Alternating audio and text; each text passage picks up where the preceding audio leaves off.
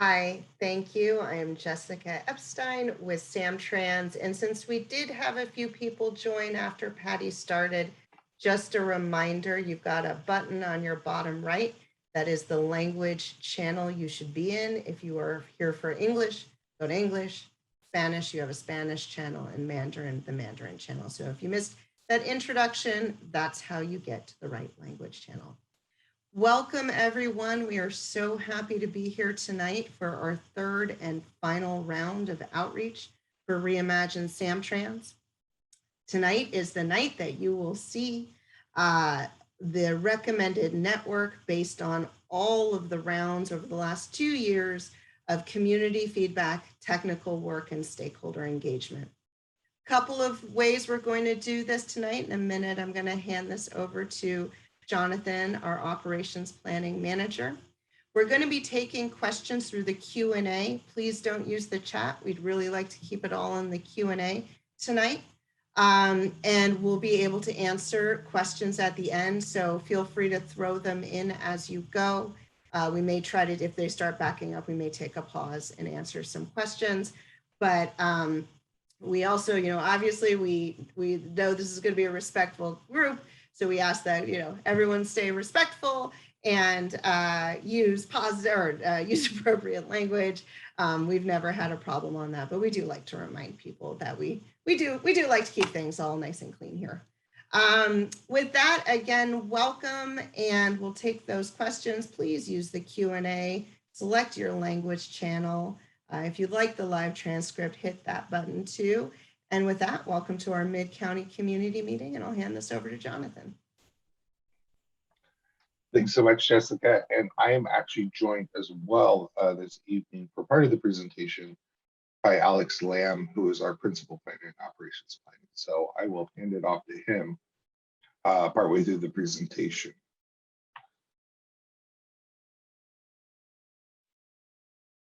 So first, quickly, revisit of our project goals.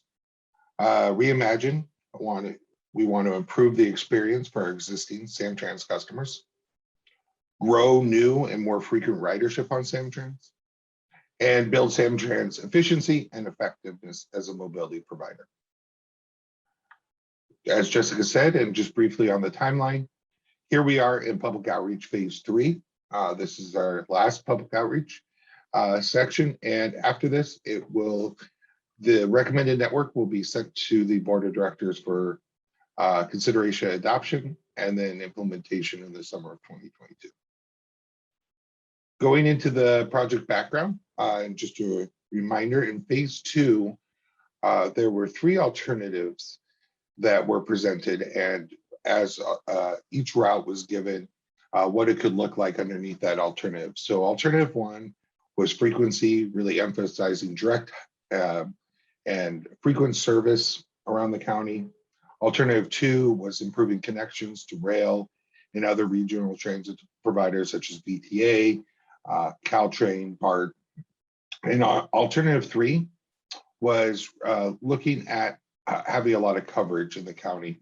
And that had looked at expanding midday and weekend service, as well as the introduction of on-demand zones to provide coverage. So in phase 2 outreach, we had public meetings, virtual public meetings, just like the one we're in today, 21 community pop-up events, 40 presentations to stakeholders and city staff, meetings with advisory groups, meetings with our bus operators and community organizations or CBOs. Sent out over 125,000 mailers. Excuse me, so sorry. We had over 1,300 members of the community participate in our outreach events, and over 9,000 unique users access the Reimagine website. So from that outreach, what we learned is that all respondents, when looking at alternative 1, 2, or 3, really favored the alternative 2, connections with frequency coming in a close second. And then looking at just riders, so folks that are using SamTrans today, frequency was the preferred alternative with connections and coverage coming in second, neck and neck. So briefly, our guiding principles as we were designing Reimagine: customer focus, making sure that we're listening to the customer and that we have the rider in mind as we are developing the network. Workforce delivery, making sure that whatever we plan is able to be executed at a high caliber. Effective mobility, being more than just a bus on the street, but an effective mobility provider. And equity, making sure that we're providing transportation where it's needed most. So talking about prioritizing equity, just a little bit more, what does it mean for SamTrans to prioritize equity? We want to make sure that we prioritize service requests in equity areas in the county, that we look at infrastructure and pilot projects in those same areas, and we reallocate service with low ridership that's unproductive, and then provide service in those equity areas and limit new service in non-equity priority areas, especially while we're resource constrained. And at the same time, in those equity areas, we want to be willing to accept lower ridership and productivity for the routes, because we understand those that are using the routes really need those routes. So now I'm going to turn it over to Alex to talk about the recommended network. Thank you, Jonathan. Can you go to the next slide?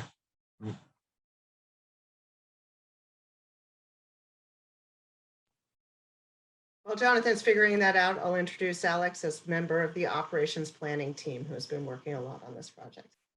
Thank you, Jessica. So to come up with the recommended network, we looked at a variety of inputs that includes ridership and productivity, equity need analysis, our guiding principles, market research and analysis, which includes focus groups and surveys, as well as most importantly, our community and riders' feedback and responses.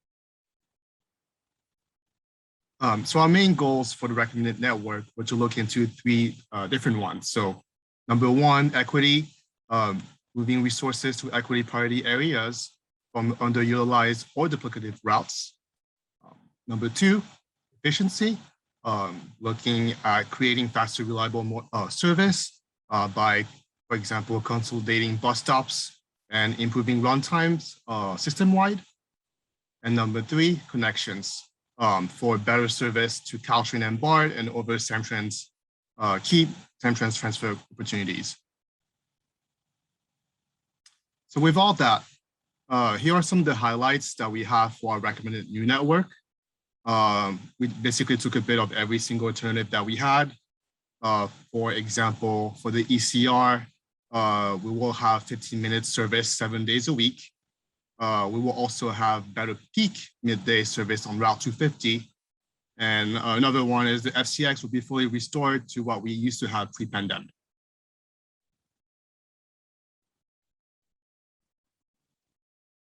So on the weekday frequency improvements, just as I mentioned, the ECR will have 15-minute service 7 days a week. There'll be more frequent Alex, service. Oh, apologies. Yes? I want to jump in because maybe you could explain what is the ECR? Oh, so our ECR is basically our main route. It starts in Daly City and goes all the way down to Palo Alto. It really serves almost the entire county. It runs every 15 minutes on weekdays, and it's our highest ridership route. So what I was just saying, there will also be more frequent service in Daly City, South San Francisco, Redwood City, and East Palo Alto.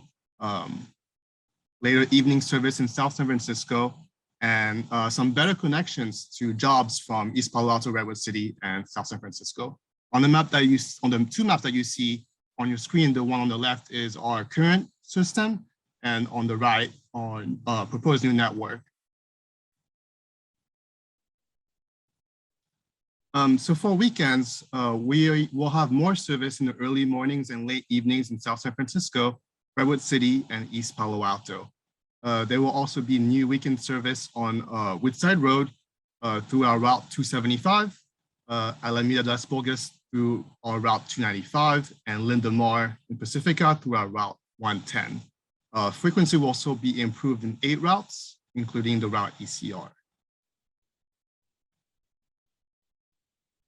We will also see some new service on the map that you see on your screen in orange and green. So there will be a new service to Oyster Point in South San Francisco, East Palo Alto, Redwood Shores, SFO San Bruno BART, Skyline College, the College of San Mateo, and then a new service, on-demand service in East Palo Alto and Half Moon Bay. However, with all of that, there will be some reduction that will happen in Daly City and San Bruno, mainly to consolidate and improve overall efficiency. Riders will still have access to a bus within a 5-minute walk. For Belmont, Redwood Shores, and Foster City, we are primarily looking in areas with low ridership and non-equity areas. Service to schools will remain. And for East Palo Alto and the coast side, we are recommending reducing service on low ridership deviations and duplicative routes. And for the Route ECR, so we are looking at basically improving service on 7 days a week. We will also be looking at the stop consolidation through our ongoing study, the ECR bus speed and reliability study, with outreach slated to happen sometimes in 2022. At this time, we are not looking at splitting the route, and the ECR rapid is not recommended at this time either. As I said earlier, the frequency will improve to every 15 minutes on weekends, and we will continue to pursue travel time and reliability improvements through our capital projects and investments, as well as transit signal priority system. So overall, this recommendation will increase the number of people within a quarter mile of high frequency route to jobs and to more residents. And it will also improve access from equity areas to key places such as places of employment, jobs, and over transit hubs and schools.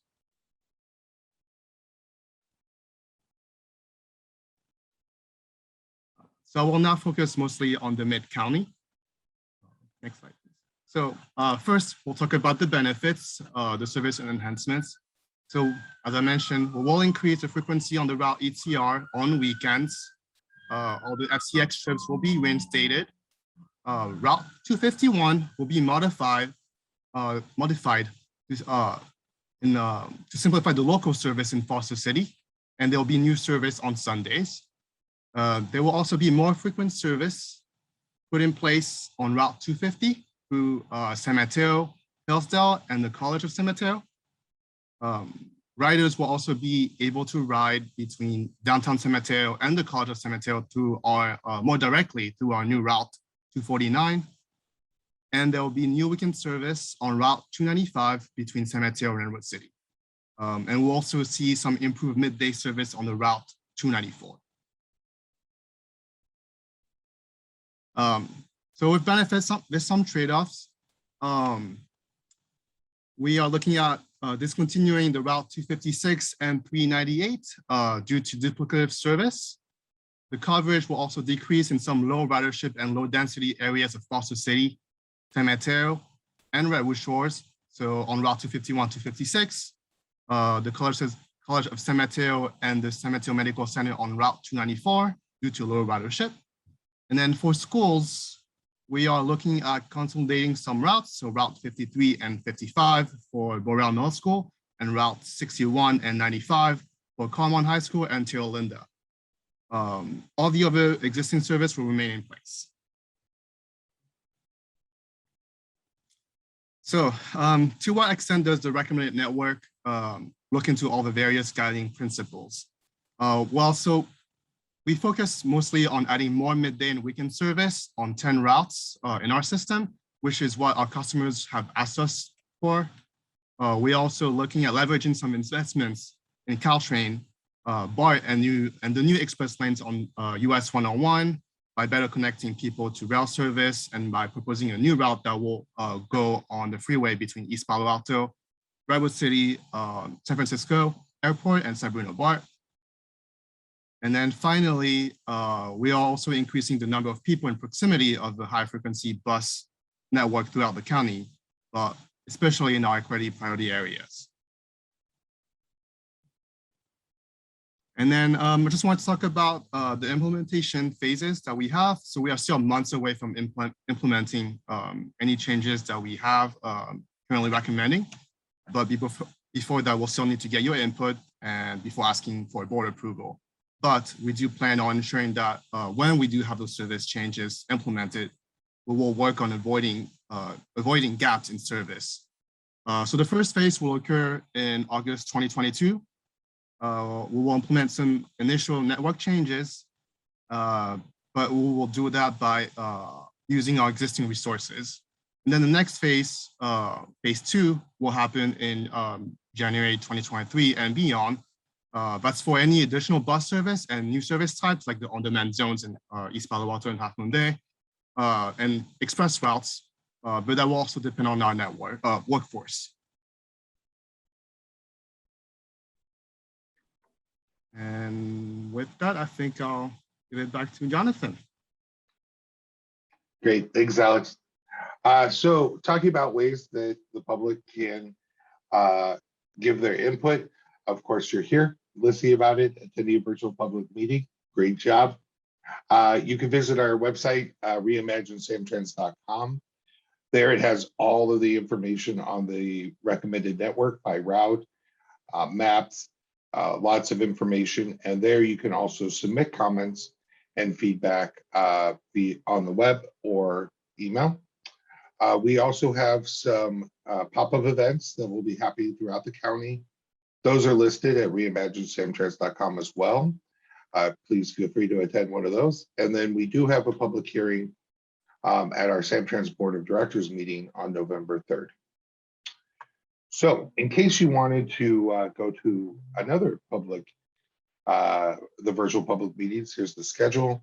We're doing the Mid-County meeting right now. The next up is North County, followed by South County and Coast Side. And again, we have the Board of Directors meeting on Wednesday, November 3rd at 2 p.m. And all of this can be found at reimaginesamtrans.com. Board of Directors meetings are at samtrans.com/about/Board of Directors. And with that, we are here to answer questions and receive feedback. Thank you. Hi, everyone. All right, so a reminder, to make an official comment, that's reimaginesamtrans.com. This is basically a conversation with the planners. I don't see any questions in the Q&A yet, and I cannot imagine you don't have questions, so please put them in. We're also happy to go back. I know that was a lot of information, so if people are interested in a repeat on any of the slides about the service updates, we can easily go back to that. So, all right, while all of you think of a question, I'll just ask myself one. So what's the best way to give input, right? That's an important question. And again, it's really important that you go to reimaginesamtrans.com. And oh, you know what I just realized we forgot to do at the beginning of this? Amy, can you drop the Spanish and Chinese language slide deck links into the Q&A? Apologies for that. We meant to do that at the beginning. So if you are in the language channel, thank you for listening along. You can go back and look at the slides with the interpretation in it, and we will definitely have this all available on our website. And so will there be an opportunity for first comments? Will there be an opportunity for public comment? Yes, this is one of them. The reimaginesamtrans.com is another way to give public comment. And the third way is at November 3rd. Our board will be having a public hearing on this. So comments can be given then. But again, we do definitely encourage you to go to reimaginesamtrans.com and give your comments there. So the next question I have, could you please describe how each route in the mid-county area will serve the Hillsdale Caltrain station? It looks like there is a near miss on the 292 and 295. It's a very long walk from Hillsdale Caltrain, including a possibly dangerous crossing of El Camino. So who is the best one to talk about the Hillsdale Caltrain station? Well, I'll kick it off with talking that we're still engaged with Caltrain at the Hillsdale station and are working at finding some locations for better connections. But Alex, do you want to go over the current conditions of where the bus stops are? The current conditions? Yeah, where the 292 and the 295 are. Okay. Yeah, so for the Route 295, I believe the current bus stop is located also to where the Hillsdale Shopping Center is. So it is kind of a walk to get to the new location for the station. So that's something that we are looking into. As well as for the Route 292, I believe is on the eastern side of El Camino Real of the station. So I'll look at that one real quick.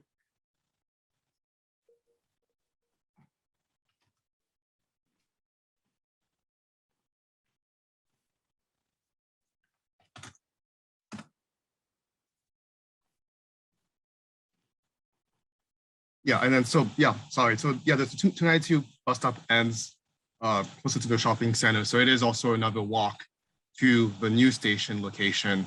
And that is something that we're trying to look into right now to see what will be the best option for riders that are currently riding the 292 bus that try to maybe connect to a Caltrain and vice versa.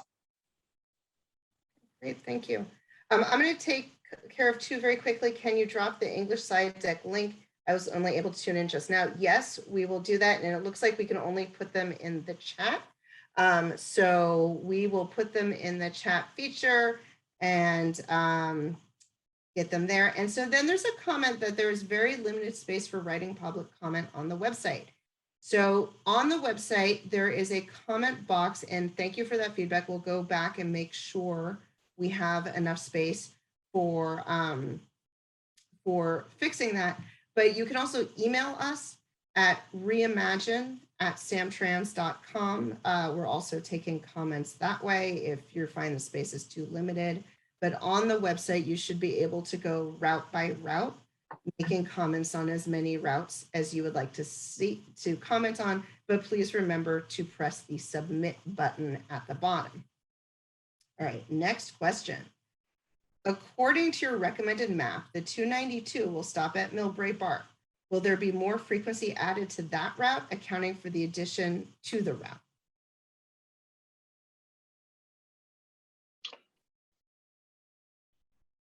I can take that one. I didn't know if Alex was going to jump in there. He unmuted. I was like, oh, pause.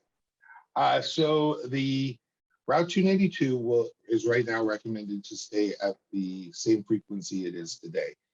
It is connecting to Millbrae to have an additional location where folks can utilize the route, but the frequency will remain the same. And I think one thing also that we want to just kind of say about Reimagine SamTrans is this is not a one and done experience for us. We will be constantly reevaluating our system and constantly looking at things. You know, we understand housing comes in, buildings come in, things change. And so this is the recommendation for the service in August 2022, and then implementation over phases. But we'll be looking at this constantly afterwards and doing a lot of evaluation after. So though there may not be increased frequency in this recommendation, it doesn't mean that will never happen in the future. It's just the service needs to really warrant it. And we're doing a lot of work to try to put the service in the places where the people are most likely to ride. All right, next question. Why does the FCX only serve half of Foster City? Residents along Beach Park would have to walk a mile or more to utilize the service effectively. So the FCX is probably, I won't say it's one of our most challenging routes, but it's probably one of our most dynamic right now with the emerging and beating COVID, right, and going through the pandemic. So when the FCX was originally designed, we utilized market research and trip patterns within from Foster City up north to determine where the bus stops should be. And when it first launched, it had amazing productivity. Obviously, it's been affected as we all have with the pandemic. But one of the things that we're looking at, not just in the COA, but in general, is new traffic patterns, new travel patterns for workers. How many people are going to stay and work from home? How many people are going to the office? What does that look like? And so we'll be constantly evaluating, as Jessica said, the routes. And I would say FCX is one that we definitely are looking at, because we know that there's change. We're just trying to figure out what that change will mean long term, I think, as we all are. And also just remember about the FCX, it is an express route. It is not a local route, so it's not designed to go along local streets. We want to keep it fast and efficient. And so we put it in the highest density area of Foster City. Foster City actually has a rather difficult street network to serve. It is kind of long and costly to drive around there. So that's one of the reasons why you see the FCX in only one portion, is it really is an express pickup area for people commuting into San Francisco. So here's another one. And this kind of gets back to what I said a minute ago, have increases in density and site selection for RHNA housing been taken into account for frequency and route selection per city? So, as I said a little while ago, this is our short-term study. We will be constantly reevaluating. We're not going to send a bus to a place where there's a specific plan and a growth potential in the next decade. We need the growth there for us to start sending the bus, but we are constantly in communication with the cities and learning about new developments and having that forward-thinking mindset. So this is designed to pick up people where they actually are, but certainly as housing comes in, there will be a lot of reevaluating as we go. All right. If there can be a way to improve the transfer at Hillsdale Caltrain, is there any opportunity to do a time transfer connection? So, for example, it's possible to go from Half Moon Bay to Foster City with having to wait an hour between buses. So I think, like Alex said, myself, we're working on that overall dynamic at Hillsdale and finding locations where we can stage for a time transfer. It's one of those things where when you're looking at time transfer, you know that the bus is going to need to potentially stay there for a few minutes in order to get passengers. So we're currently engaged with the city to try to make some bus stop improvements in that area so that we can have better time transfers. Yeah, and that's something we've really been looking at. We work with our neighboring transit agencies a lot. We work with the cities a lot. We want to provide that really easy transfer wherever we can. I also just want to backtrack for a second because I forgot to say a critical point about the CX. People love that bus. It is a very popular bus, and it was certainly in the pre-pandemic. We've been running it throughout the pandemic on a reduced schedule. So there is something of a don't change what's working, and the FCX is a highly functional express bus for it. So we're real proud of that one. All right, next. How much does this plan change overall service? How many buses total are added or subtracted? Great question. So maybe Jonathan, you want to talk a little bit about I think it's less about buses and more about staffing? Yeah, it's a little bit of all of it, right?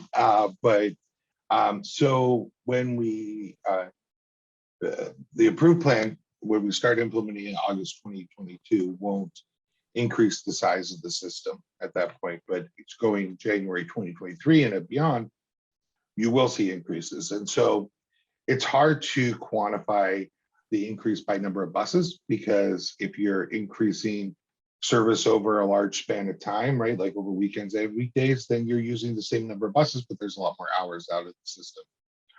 Overall, this recommended network would increase the bus system size by 10%. And I will put a plug in right here. One of the things that really is dependent is us having enough operators. And so we are currently hiring. And if anybody is interested in being an operator and or knows somebody, go to our website and apply. It's rewarding. I speak from experience, but that is one of the big question marks for us as we work to implement is will we have enough operators? And we do need more. So again, that would be one that causes challenges in expanding, but the plan is to increase by 10%. And we are working very hard to do that and trying a lot of innovative approaches to making sure we can hire and retain operators. It's a national problem, but we are really focused on this. So the next question, is there a possibility to do an on-demand service in Foster City like was originally proposed in Alternative 3? My words come back at me. As Jessica said, the street network is difficult to serve. It seems like the perfect place to try.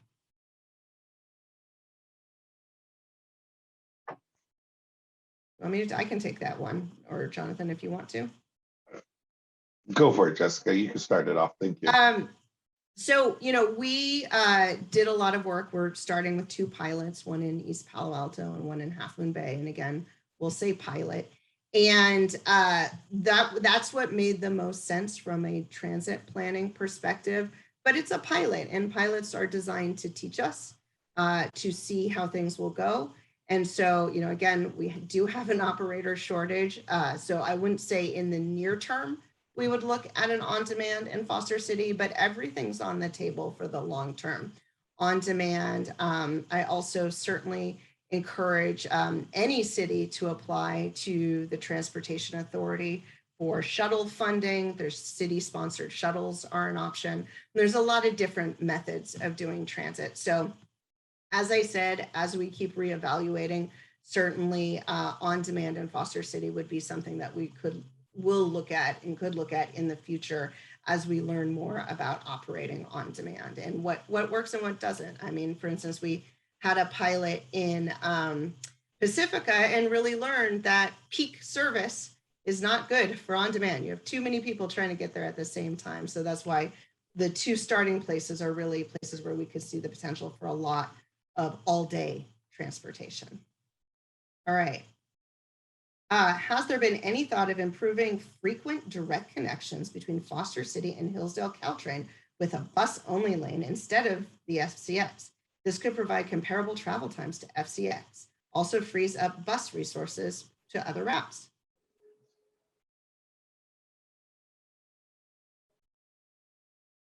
And I'll also throw in, I've got a little bench going on in the background. Anyone from the bench want to come in and talk about this one?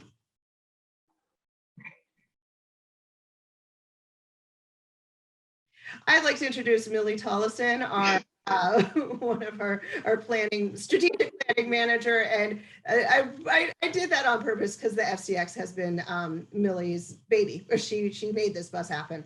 So, Millie, would you like to give an answer about the FCX and also who has the power to create a bus-only lane, I think is part of the answer to that question. Sure. So yeah, so that the bus only lane is an interesting angle that we will always need to be working with our city partners to advocate for, and we appreciate any help from our stakeholders in having those conversations and really advocating for bus priority lanes throughout the county. But as far as the FCX, I think there has been thought of doing what you asked about, but we really heard from our FCX riders that they appreciate the 1-seat ride element of the FCX. So they don't have to transfer, they get on the bus once, and they make it pretty close to their destination in downtown San Francisco. So for now, we are focused on leaving the FCX as it is, as our riders asked for it to come back, as hopefully people return to transit for their commutes.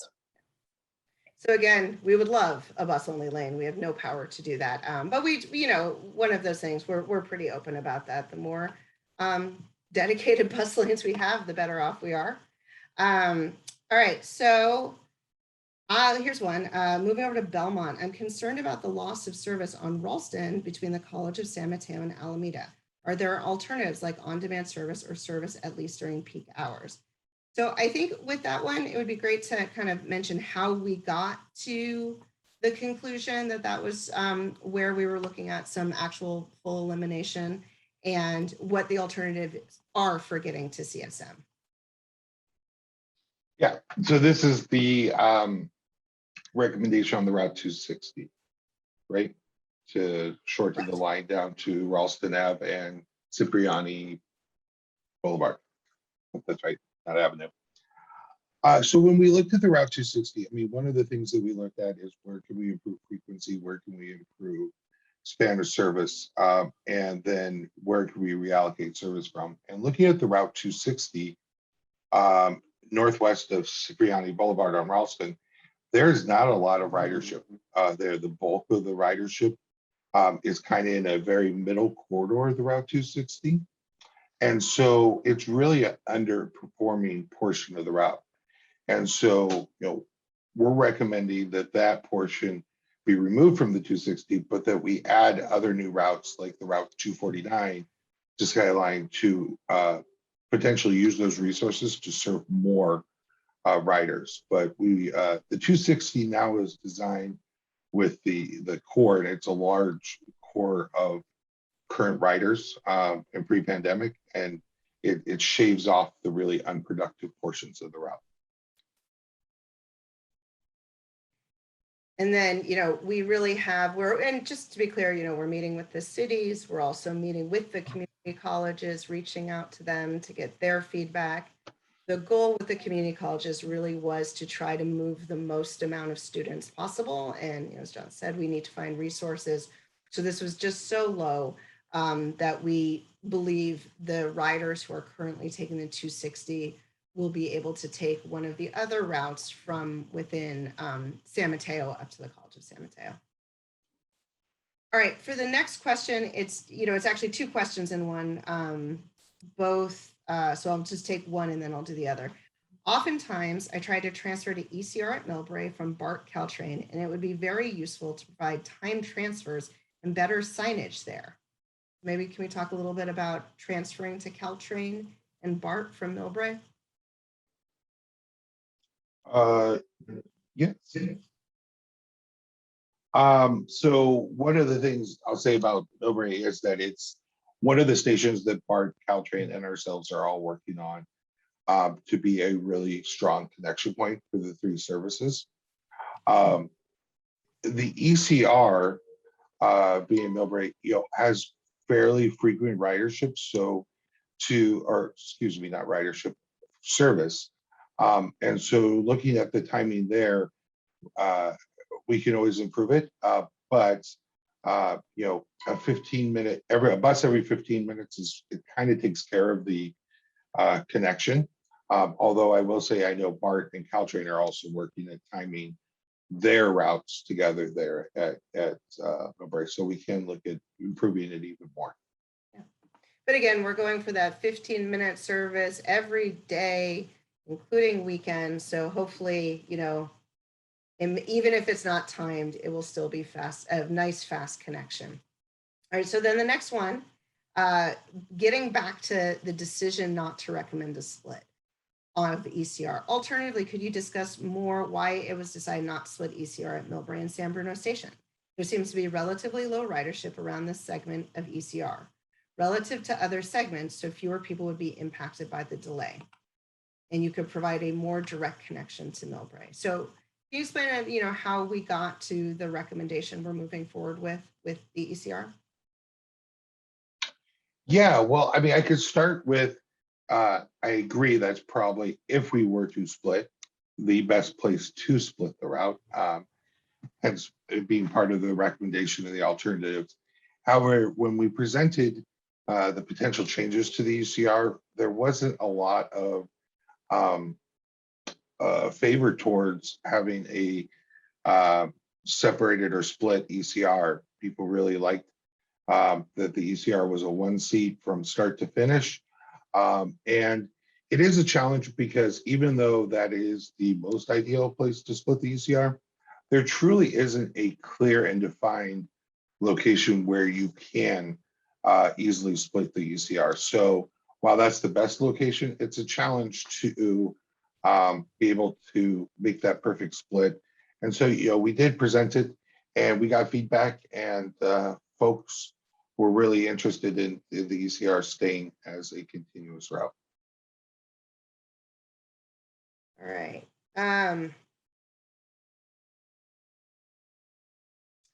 It is unsafe to bike from Hillsdale Caltrain to Foster City Hall. Is there any way to have service from Hillsdale to City Hall for public meeting access? Alex, I've been talking to you. Do you want to take one, or you want me to keep going? Doesn't matter. Go for it. I can take that one. Go for it. Okay. So for that question, so Route 251 will connect to the new Hillsdale station and the Foster City Hall, but we are probably encourage you to instead reach out to the city of San Mateo and Foster City about bike safety. So you can take the 251. We don't do bike safety, but again, definitely encourage it. We believe in it. All right. Foster City to Hillsdale is not about San Francisco access, but for Southern jobs on Caltrain. Why the focus on San Francisco for Foster City?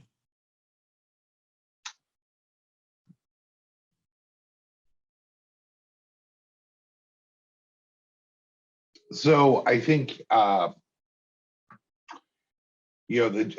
jobs are really concentrated in one area, San Francisco, which makes it easier to serve, and there's definitely a need there. But we still have the 251 that will connect Foster City to the new Hillsdale station, and so that will allow some of that southbound travel. But having express bus to every major hub would be awesome. Right now, I think that that's the most productive.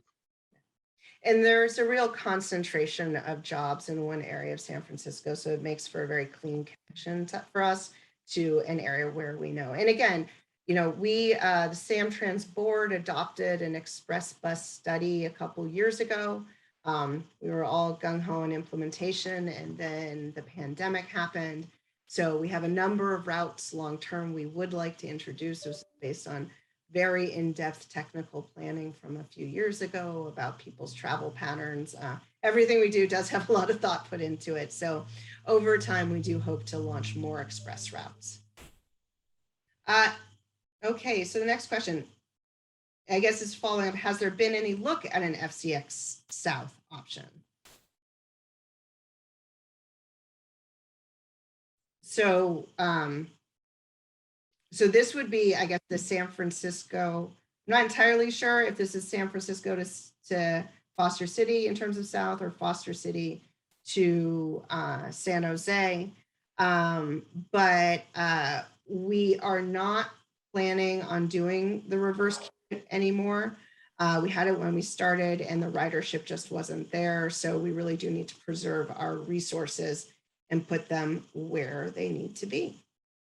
All right, we've got about 10 more minutes. I'm going to do this one here. During the earlier presentation, there were suggestions of rerouting the 294 to serve Half Moon Bay beaches. Is there any possibility of doing this, at least on weekends, when beach traffic is terrible? Could this be tried as a pilot, perhaps during the summer? So we've got some cool stuff going on in Half Moon Bay. Who would like to take that one? I'm happy to start on this one, and somebody can jump in, because I too have this dream of being able to serve all the beaches with fixed route buses, but I just don't think we're quite there yet. I think that a great pilot program is that on-demand service in Half Moon Bay, and look, that will be a resource to be able to get to the beaches on the on-demand. And there's some challenges that we have as far as with a 40-foot bus or larger, finding locations where we can pull over is ADA accessible or turn around, kind of on those beach routes. So I'm really looking forward to seeing that on-demand pilot in Half Moon Bay and see where people are going, including the beaches, and see what the demand is. So I think it's a good a good first step with that on-demand, and then we'll just see where it takes us in the future. All right, so this one, it's about Foster City and the recommended reduction in service. Why was Foster City Shell Boulevard home of a school, senior housing, rec center, community center, senior center, low income, at risk of removed from the route list? And I'll start out this question with saying reducing service is not easy for us. We wish we could serve everyone, but we do need to find those areas of very low ridership to put those resources in places where there is a much higher likelihood of ridership, and to serve low-income communities, communities without cars, like those people who have no option but the bus. And that's one of the goals that we're trying to achieve here. Though there are absolutely worthy locations on that stretch of Foster City, the ridership has not been there compared to the rest of the system. And it's a hard area to serve. They're long, as mentioned this earlier, it's long streets. It essentially becomes very expensive for us to serve because we need additional buses to make the turns. So we hope people can walk less than 10 minutes from Foster City Boulevard, Beach Boulevard, Edgewater to reach the new 251. We've done a lot of equity focus. This is not, though there are some low-income individuals out there, there is not a critical mass of them, is not considered an equity zone by any of our metrics or other regional planning studies metrics. So we think we're doing a lot of great stuff and new stuff for Foster City. We are doing that pullback. I will also say seniors, disabled, we do have our paratransit service. So people who qualify, who are out there, they will get a way to get to the service. So either it's a 10-minute walk, and if you can't do the walk, then should see if you are eligible for paratransit and can be picked up that way. So again, we take this very seriously. We know that for some people this will be difficult, but we just really recommend that those resources are better used in other parts of the county where we can just serve a much larger number of people, and those people who really truly have no other option but the bus. So with that one, I'm going to switch a little, and maybe I'll flag my bench people. I'm not sure if anyone, who's the right one to talk about this, but it's about the shuttles. So what coordination is being done with shuttles? Is it possible that the shuttle service model with presumably lower cost be used to serve places where routes are discontinued? So I'll hop in and then folks can jump in as well. So along with the COA going on, Reimagine, SamTrans, there's also a shuttle study going on that's really looking at the coordination of shuttle services. One of the challenges is it possible? Yes, it's possible. And it really just depends on what the need is for the shuttle in that process. I will say that SamTrans is very engaged in making sure that shuttles and fixed route complement each other. We don't duplicate each other, and we provide that maximum coverage. Yes, it's possible, and it's definitely something that we work on coordinating. And again, we don't run, we don't sponsor the shuttles for cities, the community shuttles, the cities do. So if you think your community is good for a shuttle, then that is definitely something to work with the city on. And we should have the TA should have a funding cycle, I believe, at the end of 2022 for shuttles to be done. Here's another question. Will you be making changes to the recommendations before they go to the board for approval? So again, the board, we're going to have our November 3rd public hearing, and then the board will likely take them to approval in February of 2022. So possibly, we really value feedback. And so this part of the process is another opportunity to receive that feedback.